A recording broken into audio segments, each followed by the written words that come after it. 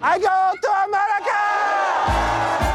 America! The aim of the movie was to show the dangers of Trumpism. 4 more years! We wanted to show it was the end of democracy in America. What is more dangerous, this virus or the Democrat?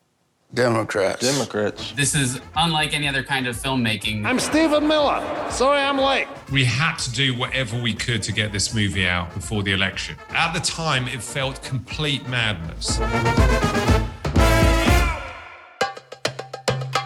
We made the Borat sequel to show that hate, lies, and conspiracies enable this slide into authoritarianism. And we wanted to get it out before the election to remind people of the danger of Trumpism. Whoa, high five.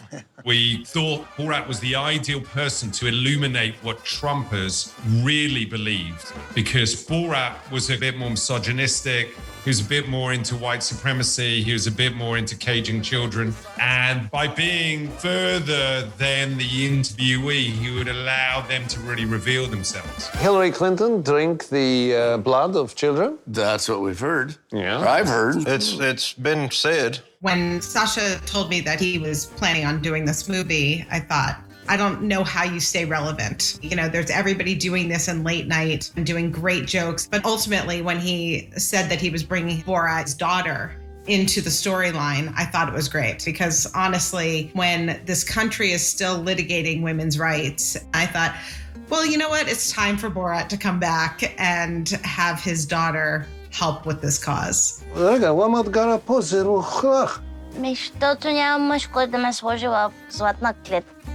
It's about a girl from a patriarchal society where women are property, where they're owned by their fathers and are brought up to be then owned by their husbands. And it's a girl who rejects that entire philosophy. Hannah, no, Hannah.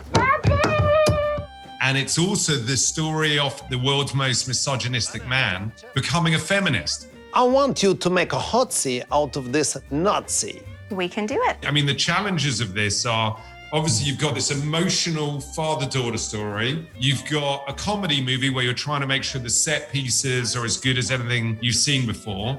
You've got the satire. You've also got this continually evolving writer's room in that we're reacting to stuff that real people are doing. And all of that culminates in a scene at the rally at the end where Borat's looking for Tutar, his daughter, and I go on stage playing a character called Country Steve. This scene was kind of the culmination on every level of what's unique about this film and what's challenging about this specific film.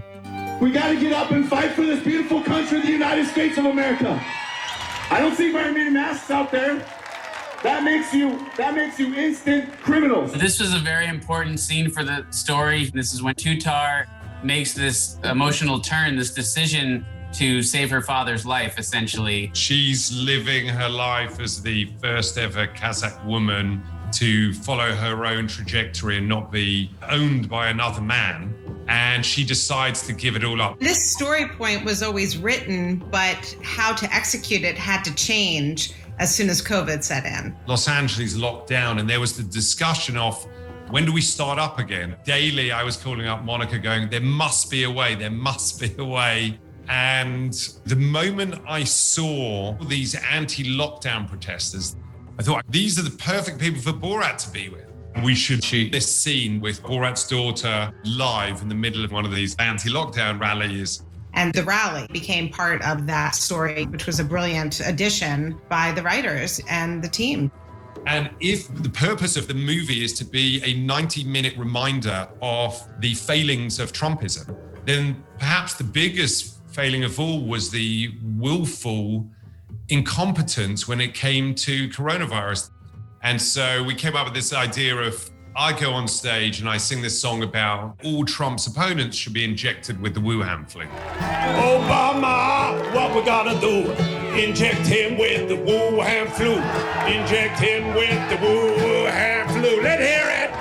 What happened was they told me about the idea of singing in this rally with guys with machine guns, and I set to work writing the song. And the key thing was to write not a comedy song, but a song that was real for that event that would have been like the real band would have played and was authentic. So it had that country bluegrass sound. Obama was a traitor. America, he hated.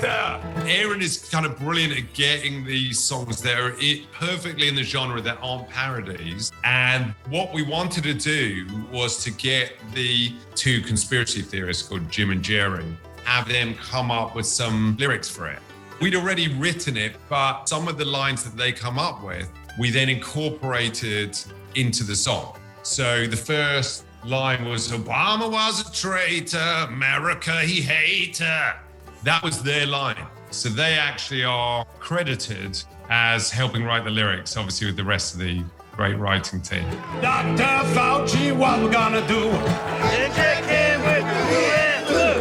Inject him with the hand flu. It had to be a call and response song, and we needed the audience to immediately feel at ease, but also would sing back the chorus. So they had to be catchy immediately. So that was really my aim with getting the melody right and getting that theme right. And, you know, those are the actual responses. WHO, what we gonna do? Chop them up like a Southeastern. Yeah, we had camera operators hidden all throughout the audience that everyone was on walkie, but you're dealing with such a suspicious crowd. Everyone there is on high alert. And a lot of people have semi-automatic weapons and are looking around for infiltrators, basically. So for me, this little guy running around talking into a walkie-talkie is very suspicious. Jason's needing to direct probably 15 camera operators between people with iPhones and small cameras and bag cams. And I would just kind of go up to operators and just whisper, okay, make sure you've got good eyes on her. Make sure that guy's gonna be a good reaction. Make sure you're getting that guy. Let's hear it for gas them up like the Germans. There's so many layers to the scene. Sacha's trying to do this performance, but he also has to be believable to these two men that he's been with for the last 5 days, and that they're going to still approach his daughter and try to work on behalf of him. I was exhausted by this point because this was the 5th day of staying in character. You know, waking up in the morning, having breakfast with these guys, lunch, dinner, getting drunk with them, going to sleep. Sometimes they'd come to my room in the middle of the night. And I was really terrified. I thought, I can't do it. They're going to see through the character. How am I going to get all the story points across? How am I going to make sure that it's still funny? It was definitely a real challenge. Over there, she's over there. She's over there to the right. Yes. You know, we have this song that we knew Sacha wanted to sing. And at the same time, we have this emotional scene with Tutar and Jim and Jerry. And she's got to do that in a way that doesn't feel like a scene, that feels like an actual interaction to those guys. The thing about Maria Bakalova, who's this incredible actress, she has to go through the emotional change where she hears that her dad's going to die if she lives her life. And she has to go through that change on screen in one take in a real rally with people around you with machine guns. Normally, if you had a lead actor who was going through such a pivotal scene, the director would give them 5, 10, 15 takes. She's got to do it in one go. He needs you to go back to be with a man from Washington, D.C., and if you do not do that, they will kill him.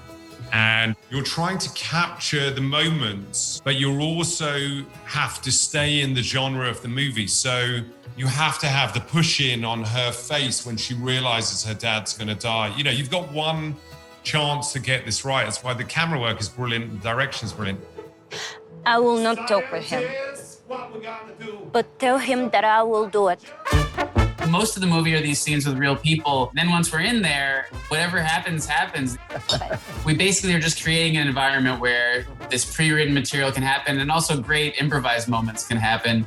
This is a bag that just goes over the dress. They're nice. In a time when the pandemic has just been so hard for so many people, we had this opportunity to release this movie that could make millions of people laugh and feel connected to each other. I love that. Everyone got to watch it at the same time. It really felt like this kind of global event in a way that we hadn't really seen all year. It's a testament to how Sacha works and how Erran and Jason and the entire team works on this film, because through all of this process, writers are working up until the very last minute. They're tweaking lines. Erran is working on the music. Jason is trying to figure out how to position the cameras to make the changes, as Sacha's maybe going to have a different entrance. We were really working 22 to 23 hour days. And it's a testament to how Sacha works that we just can't settle for good enough. I mean, it was a massive effort by every single person.